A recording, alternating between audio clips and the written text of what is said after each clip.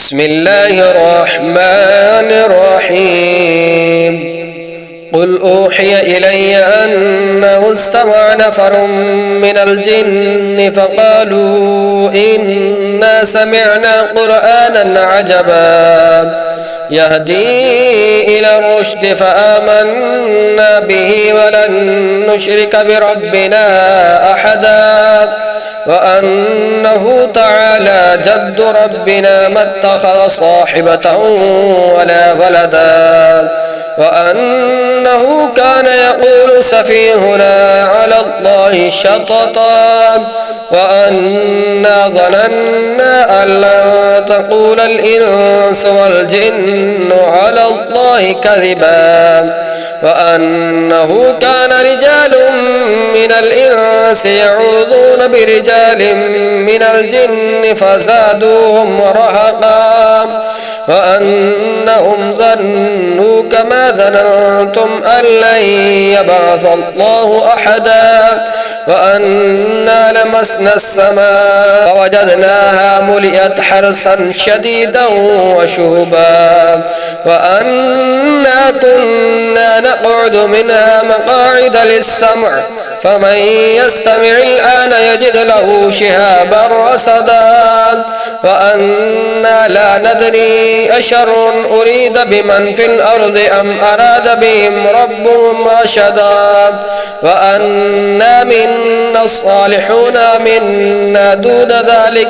كنا طرائق قددا وأنا ظننا أن لن نعجز الله في الأرض ولن نعجزه هربا وأنا لما سمعنا الهدى آمنا به فمن يؤمن بربه فلا يخاف بخسا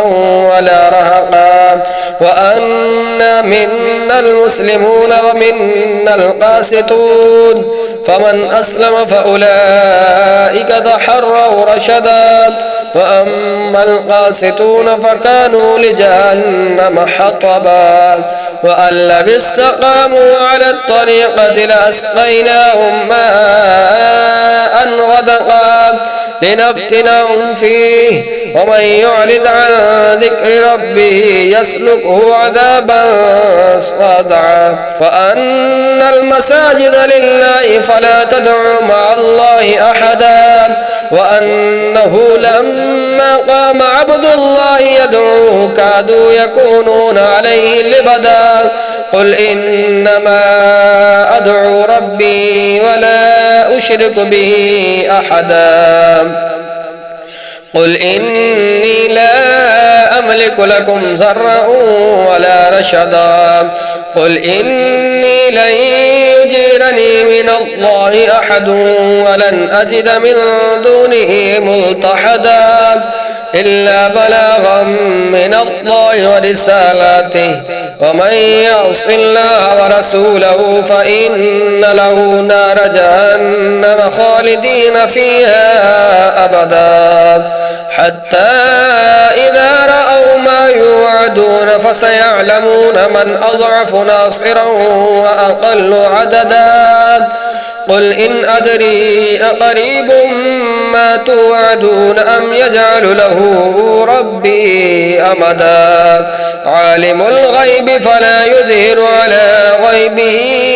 أحدا إلا من ارتضى من رسول فإنه يسلك من بين يديه ومن خلفه رصدا يعلم أن قد أبلغوا رسالات ربهم وأحاط بما لديهم وأحصى كل شيء عددا